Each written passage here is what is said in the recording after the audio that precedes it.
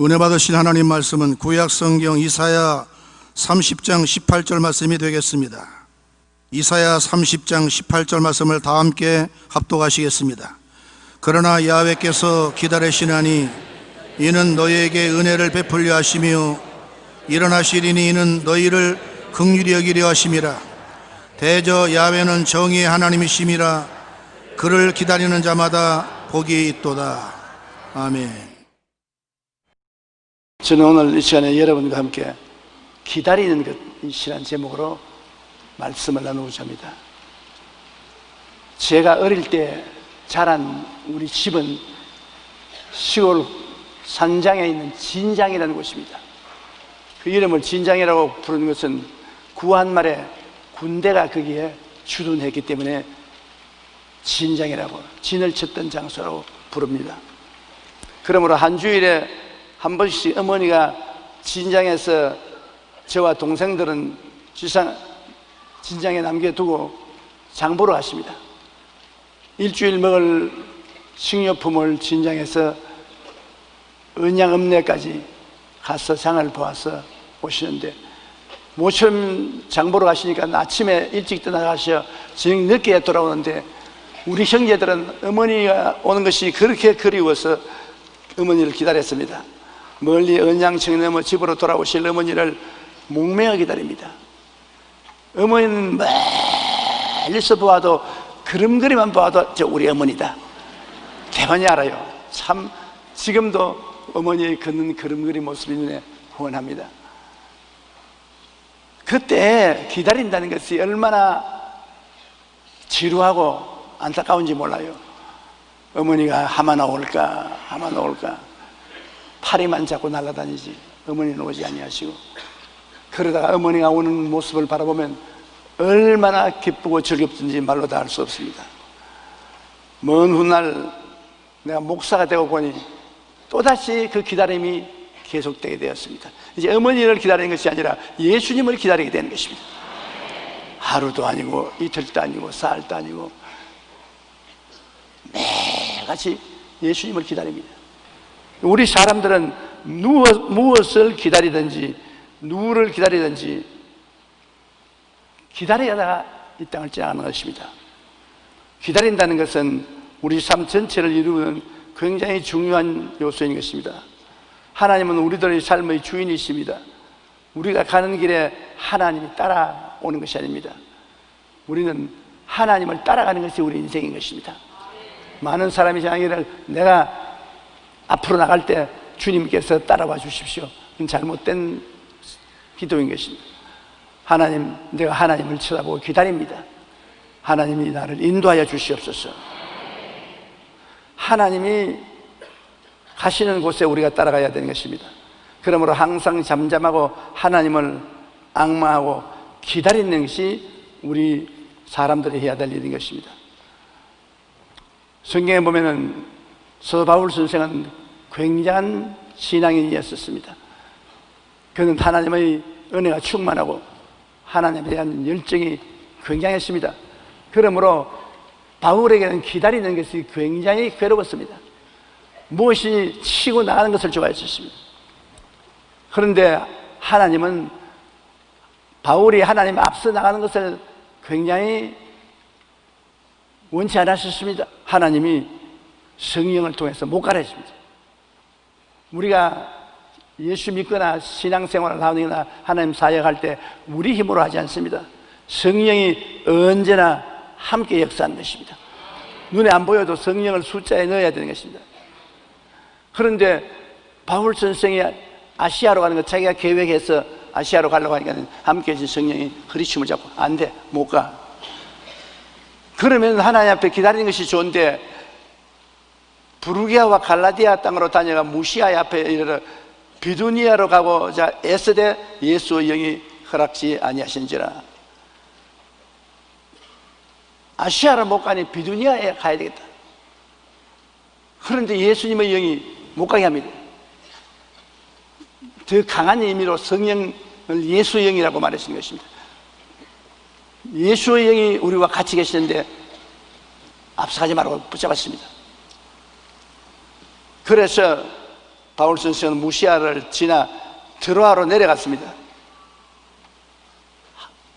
올라갈 사람이 내려간다는 것은 힘들거든요. 인생 오르막길로 가는 것이 아니라 인생 내리막길로 가듯이 하나님을 순종하지 않고 하나님 앞에 자꾸 가려니까 하나님이 붙잡았지 않습니까? 성령이 못 가게 붙잡고 예수의 영이 가지 못하도록 붙잡으니까 결국에는 올 때 갈 데 없으니 밤에는 기다리며 기도할 수밖에 없습니다. 이제는 바울이 드로아에 내려가서 하나님께 간절히 기도하니까 마음속에 환상이 떠올랐습니다.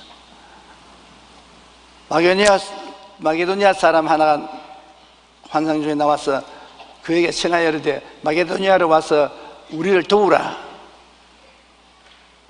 비로소 하나님이 마게도니아 사람을 환상을 통해서 그에게 보여주면서 다른 데 가지 말고 아시아로 가지 말고 비두니아로 가지 말고 마케도니아 구라파로 와서 말씀을 증거해라. 처음 바울 선생의 전도는 소아시아에 집중되었는데 이제 구라파에 와서 복음을 증거해라. 바울이 그 환상을 봤을 때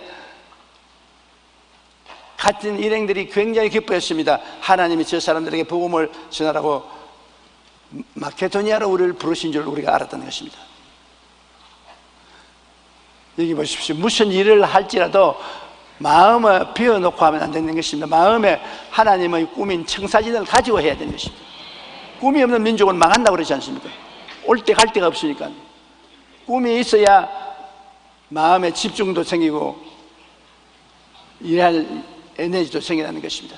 꿈이 없으면 마음을 집중할 수 없습니다.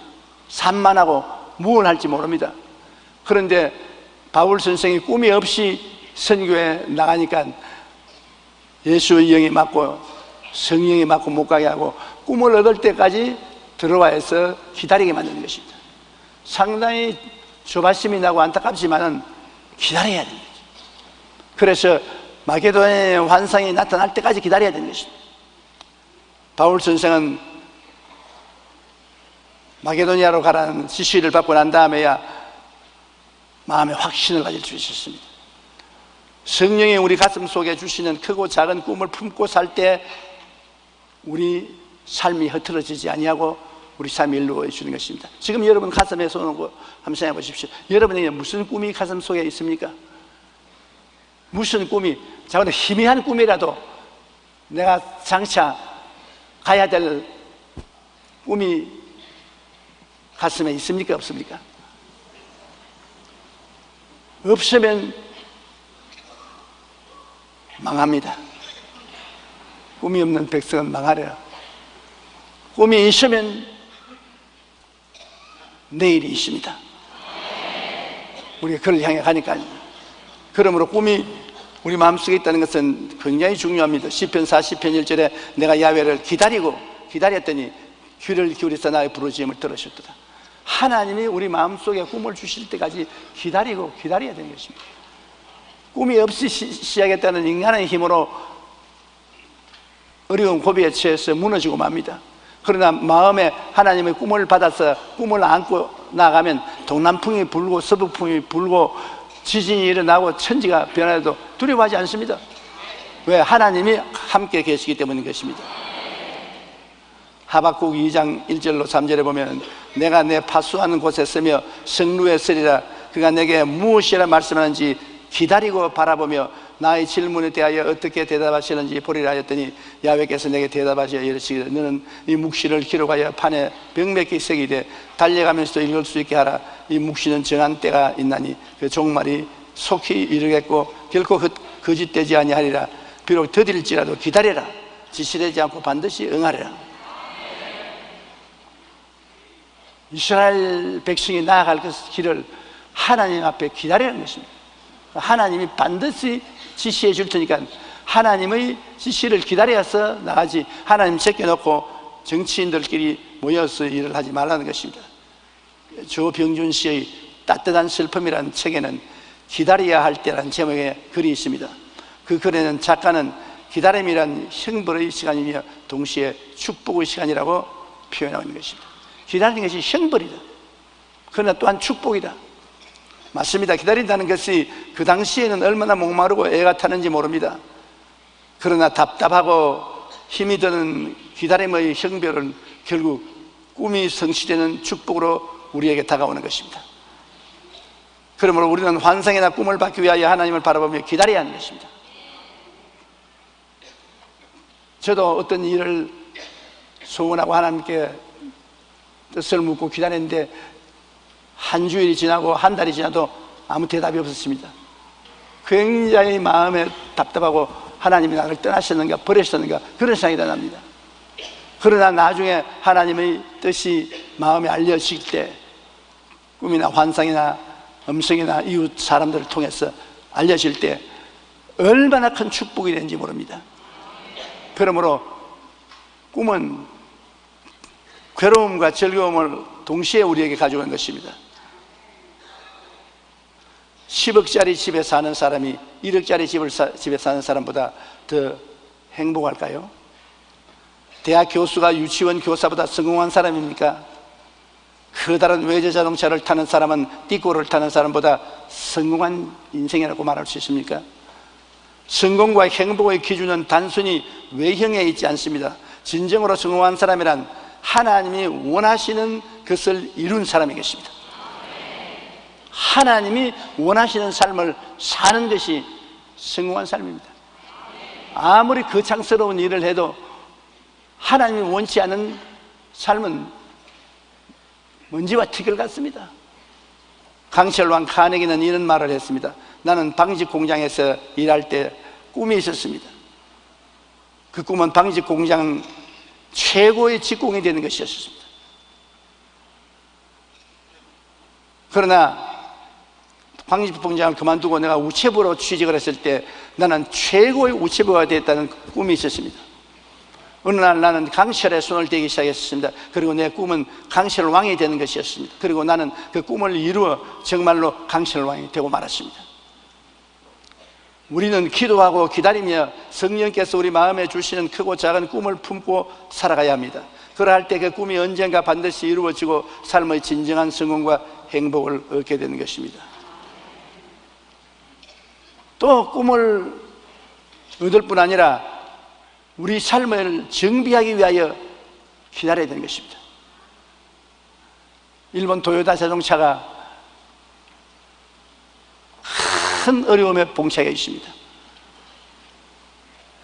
차에 부실한 것이 있어서 리콜을 해서 미국이나 구라파 온 세계 자동차 공장으로도 리콜을 당하고 있습니다. 자동차에 대한 신뢰가 떨어지고 주식값이 떨어지고 절단입니다. 일본이라면 도요타가 상징적인데 그 왜 그러냐? 너무 자신만만해서 자동차 정비를 잘 못하기 때문인 것입니다. 그러므로 오늘날 도요타가 멈춤하는데 그 멈춤하는 이유는 회개함으로 자기를 깨끗하게 하기 위한 것입니다. 무엇이 잘못됐으면 우리는 당장 서서 리콜을 해서 회개하고 정비해서 새로 출발하면 되는 것입니다. 우리 기독교 신앙에는 회개라는 것이 절대적으로 필요한 것입니다. 매일같이 회개해야 되는 것입니다. 왜냐하면 매일같이 우리가 손발을 씻어야 되는 것처럼 매일같이 회개해야 되는 것입니다. 매일같이 더러워지는 것입니다. 100% 온전한 사람은 아무도 없습니다. 잠언서 28장 13절에 자기의 죄를 숨기는 자는 형통하지 못하나 죄를 자복하고 버리는 자는 불쌍히 여김을 얻으리라.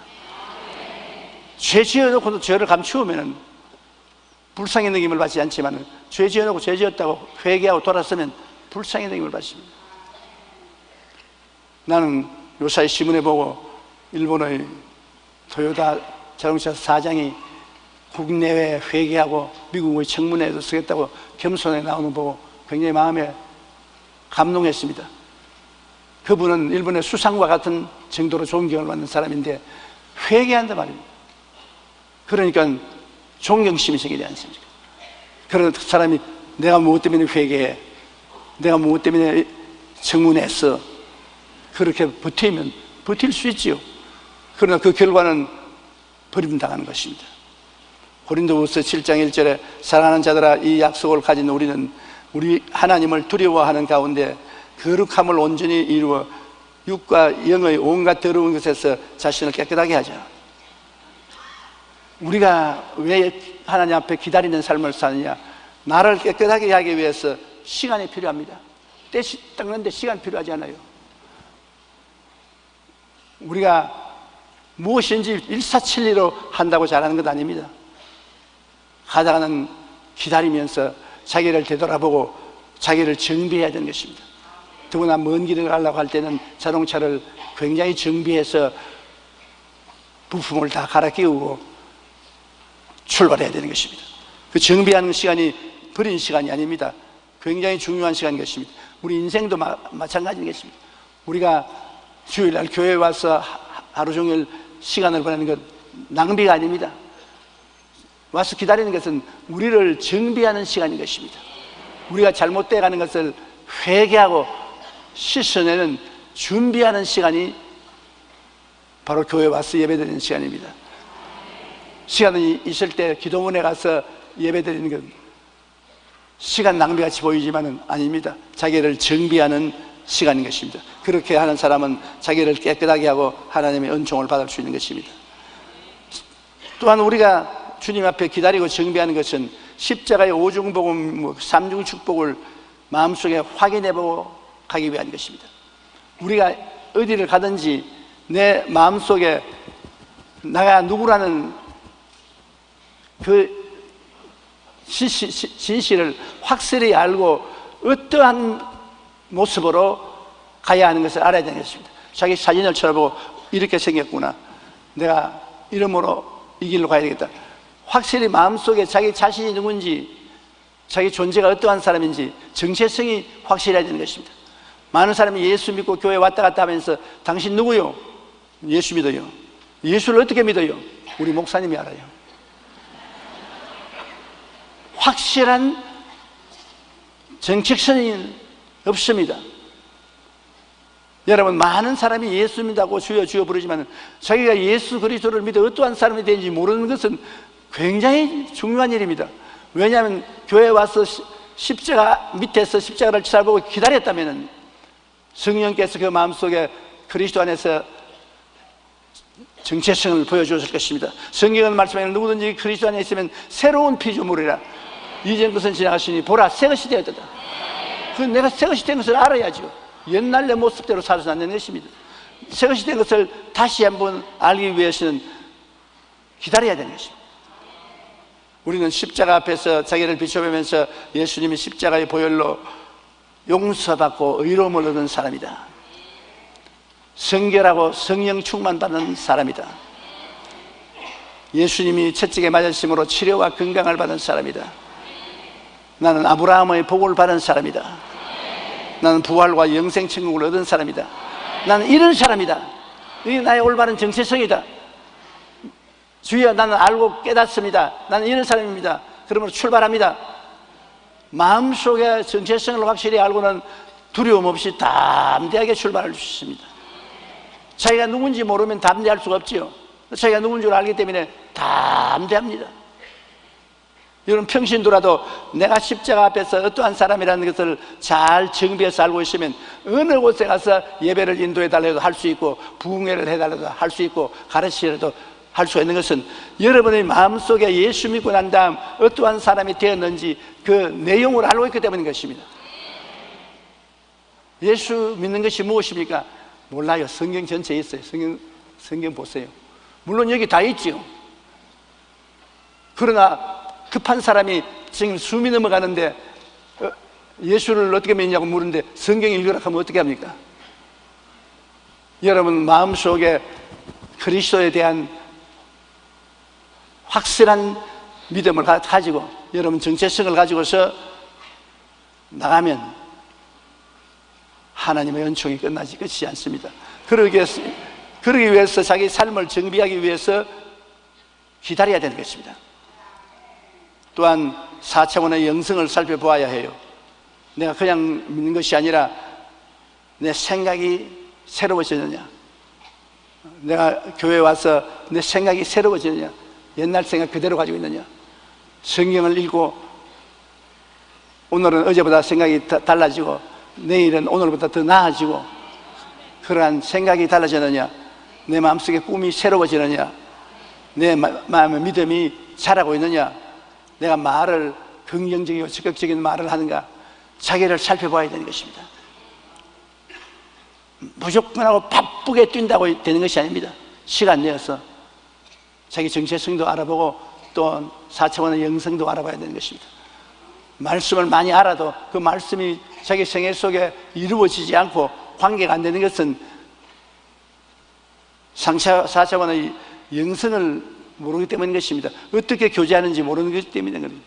우리는 예수 그리스도와 아버지 하나님의 은혜를 생각을 통해서, 꿈을 통해서, 우리의 믿음을 통해서, 입술의 말을 통해서 서로 교통하는 것입니다.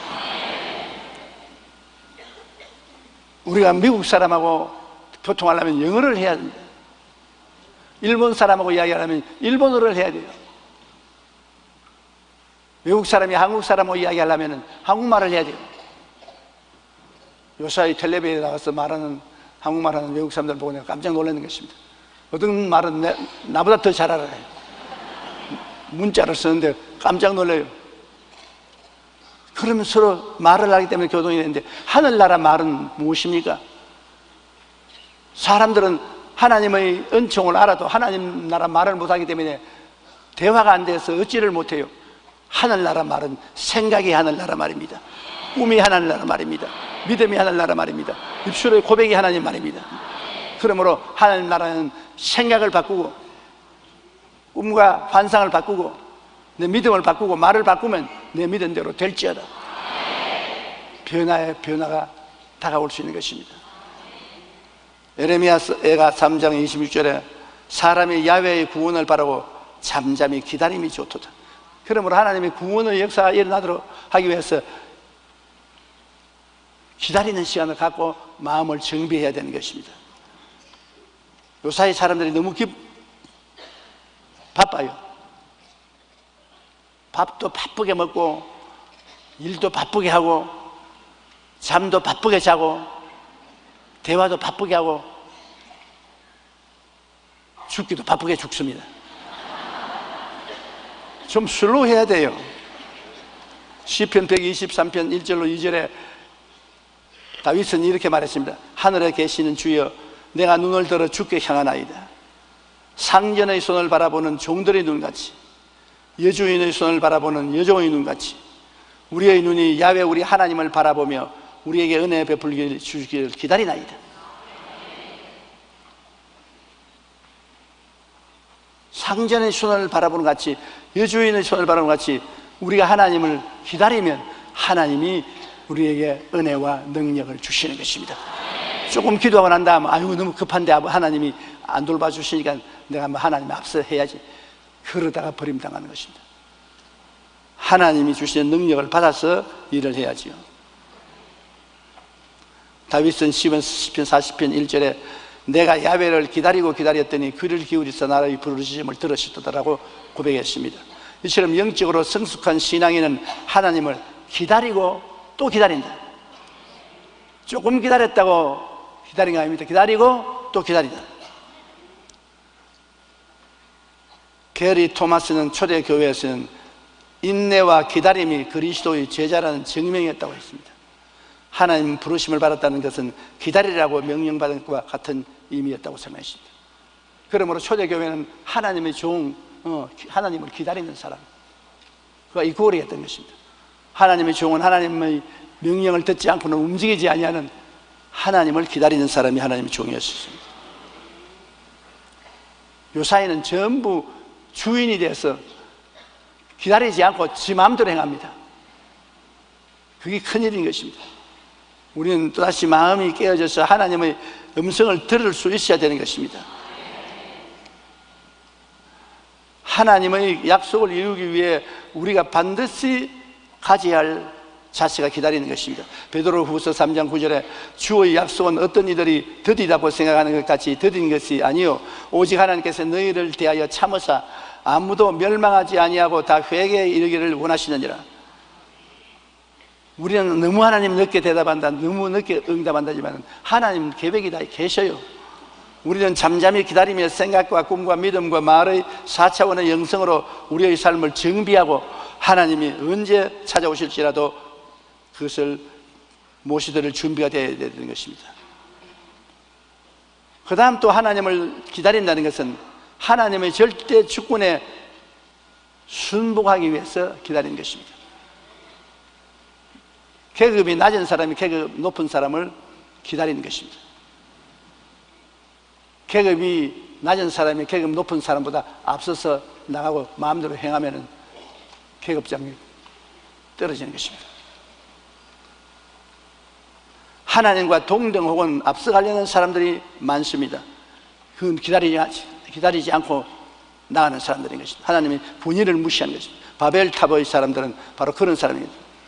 노아의 홍수 이후에 살아남은 사람들이 우리가 탑을 쌓아 하늘 꼭대기에 닿게 하고 하나님과 동등하게 탑을 세우고 흩어짐을 멸하자. 하나님이 지상에 흩어져서 하더라도 우리 그것을 면하자고 말했던 것입니다. 그래서 하나님이 그들을 괘씸히 여기서 내려와 보시고 언어를 혼잡게 하며 그들은 바벨탑을 짓다가 못 짓고 말하는 것입니다. 기다리지 않았었어요. 노아 홍수의 후에 그들이 나아갈 때 하나님의 지시를 받고 지구에 하나님이 원하시는 곳에 흩어져 살아야 되겠는데 흩어져 살지 않고 니므로스라는 영웅이 생겨나자 그를 중심으로 해서 나라를 세우고 탑을 지어 하나님 보좌에까지 올라가게 하고 홍수가 다시 와도 움직도 안 나도 우리 사람 중심으로 살자, 그와 같은 계획을 세웠다가 망하고 마는 것입니다. 성경에 우시아 왕도 왕하 중에 우시아 왕은 대단한 왕입니다. 외국과 싸워 이기고 나라를 부강케 한 나라로서 금은이 풍부하고 아주 부귀한 나라가 되었습니다. 그러자 그 마음에 교만함이 들어왔습니다. 아니, 내가 임금 노릇만 하고 뭐냐, 내가 제사장 노릇도 하지. 나 임금 노릇도 하고 성전에 들어가서 하나님께 제물 드리는 제사장 노릇도 다 내가 하지 뭐 다른 사람 시킬 거냐. 교만해졌습니다. 기다려서 하나님이 정하신 직분을 다해야지 하나님 원치 않는 직분을 저희가 행했습니다. 성전에 들어가서 제사장 내놓고 하나님께 향을 피워드립니다. 제사장이 놀라서 젊은 제사장들과 함께 들어가서 임금님을 붙잡아 끄집어냈습니다. 이것은 왕이 할 일이 아닙니다. 제사장이 할 일입니다. 이 하면 큰일 납니다. 그러니까 우시아가 돌아서 화를 확 내니까 즉시로 이마에 문둥병이 생겼습니다. 나병이 생기면 절대로 하나님 앞에 못 서요.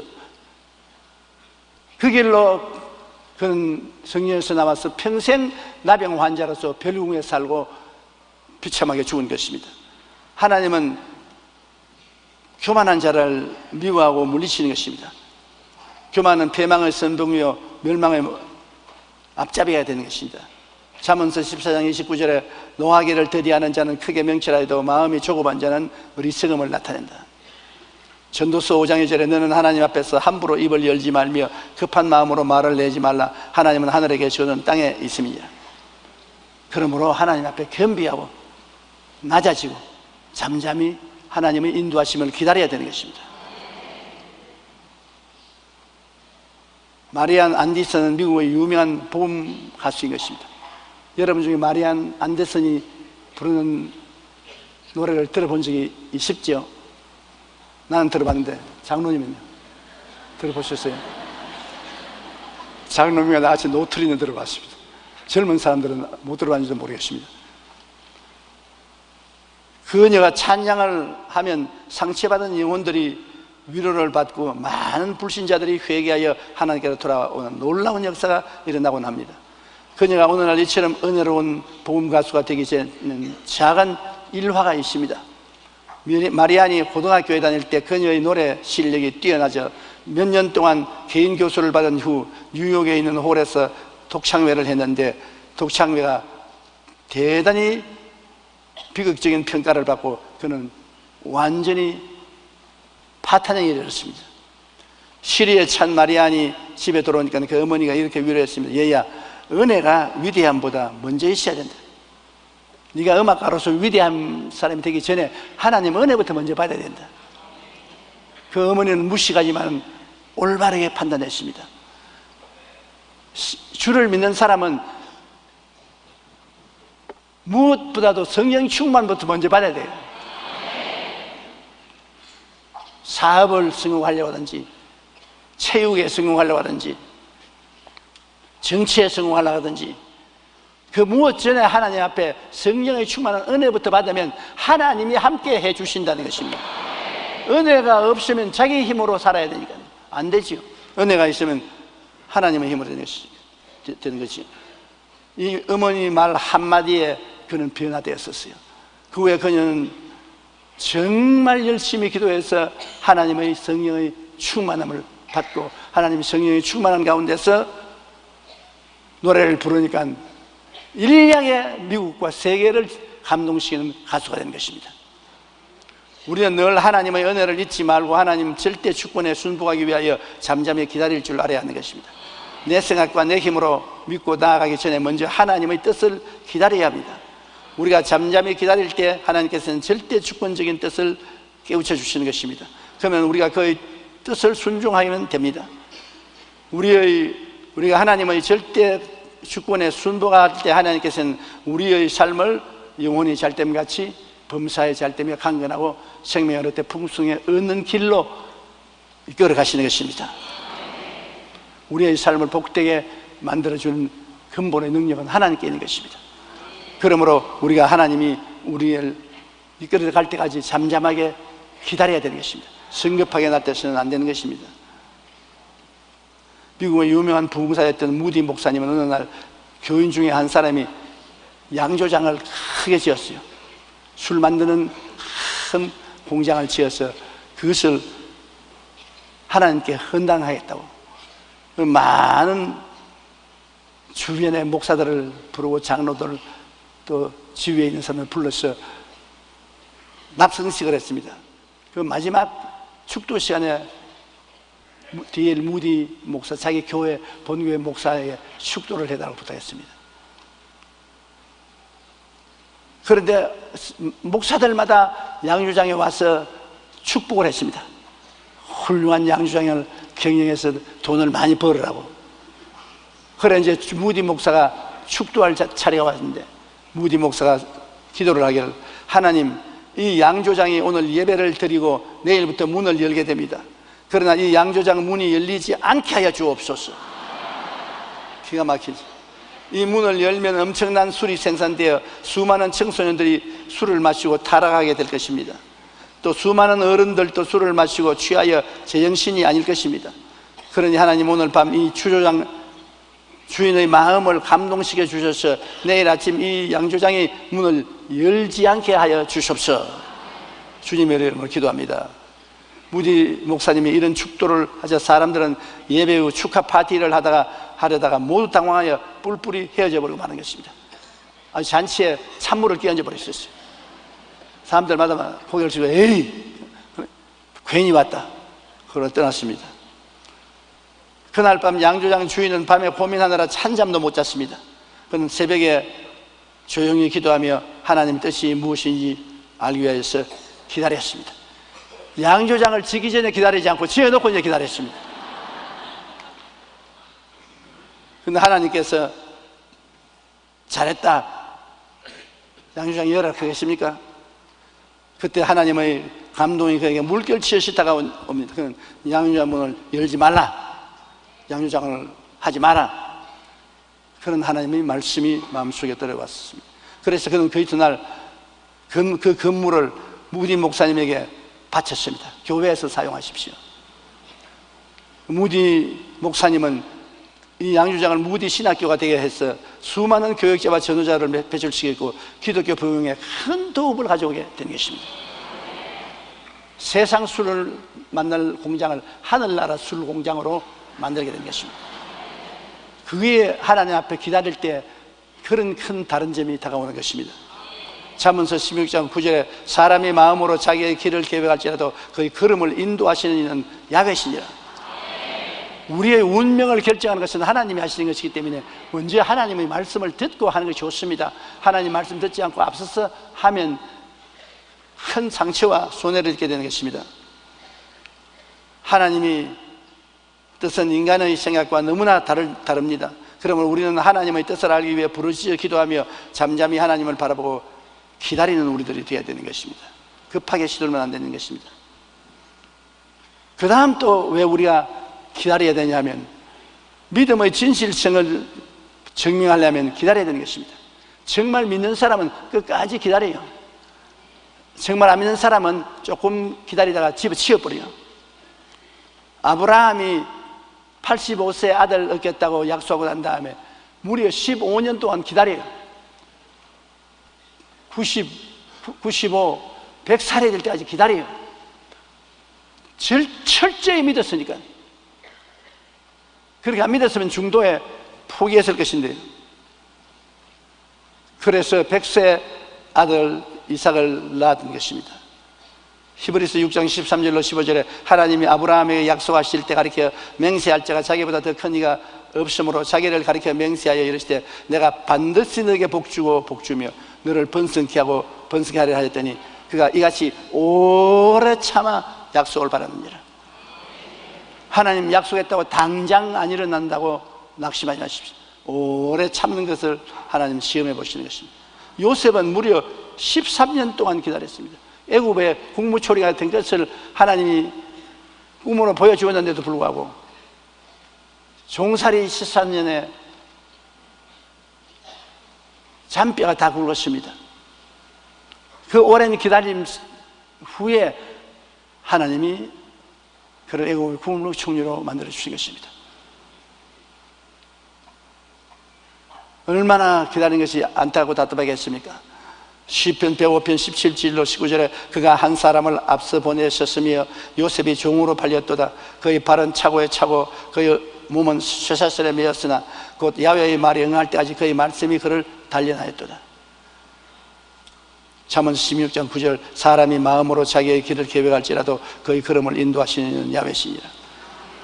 하나님이 당신의 뜻을 이루기 위해서 요셉을 종살이와 죄수로 13년 동안 기다리게 하는 것입니다.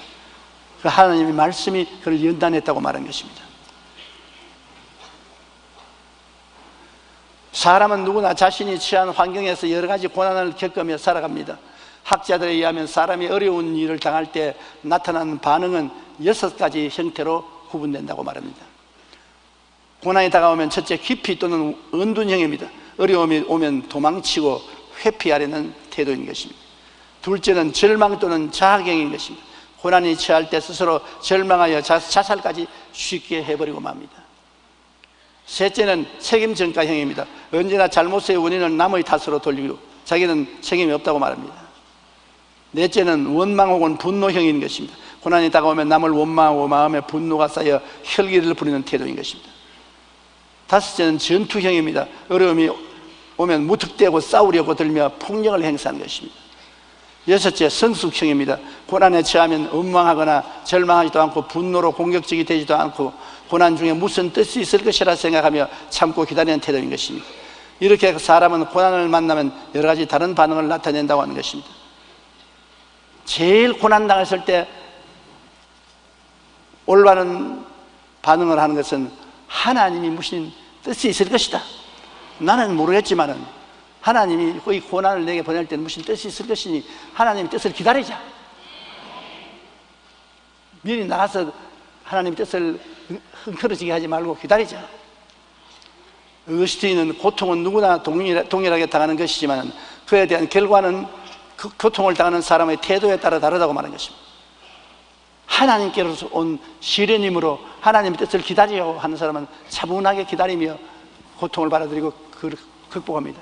그러지 못하고 성급하게 내 힘으로 나가서 대적하다 싸움을 일으키고 상실을 입고 무서운 파괴를 당할 때 있습니다. 성경을 통해 보면 믿음의 사람으로 신앙의 모범을 보인 인물은 공통점이 모두 참고 기다림으로 승리한 사람들인 것입니다.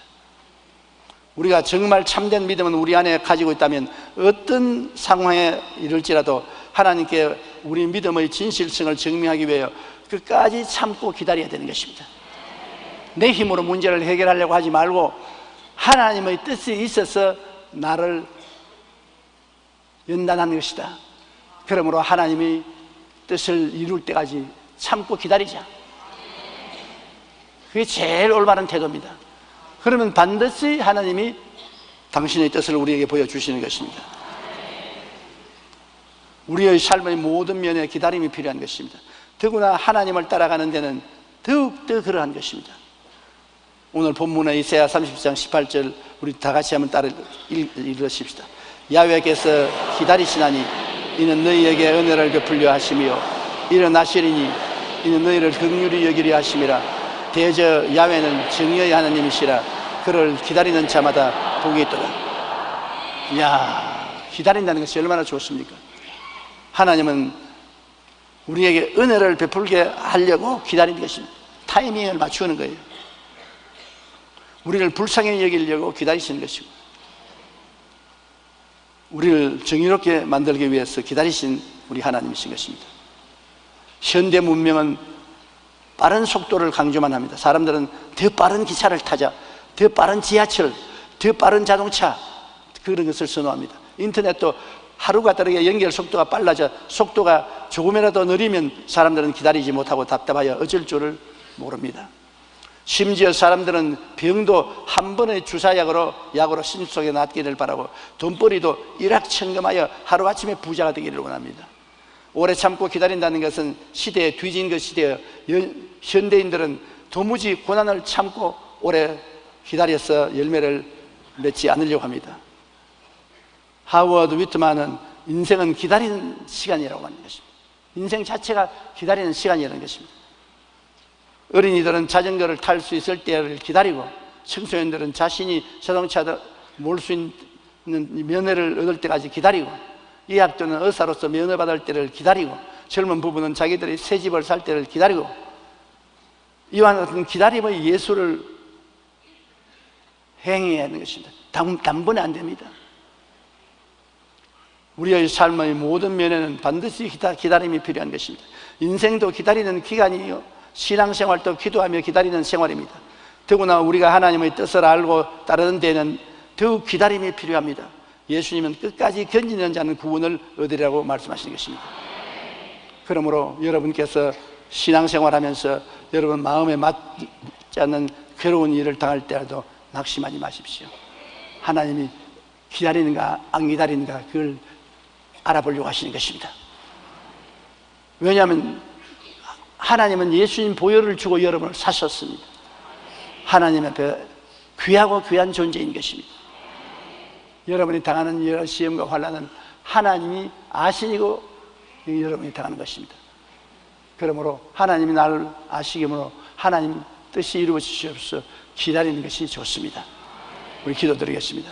하늘에 계신 우리 아버지요, 우리가 이 땅에 살면서 여러 가지 고난을 당할 때 낙심할 때가 많습니다.